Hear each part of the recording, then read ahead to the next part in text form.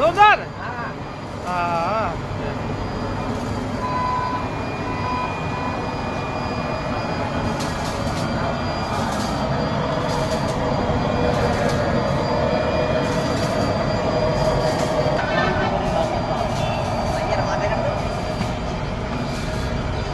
ભાઈ શેઠ એગ્રોના માલિક છાઈ એગ્રોની બાજુમાં પણ તમામ પ્રકારની દવાઈઓ રાખે છે, બિયારણ ખાતર આ એમના મહેતો છે.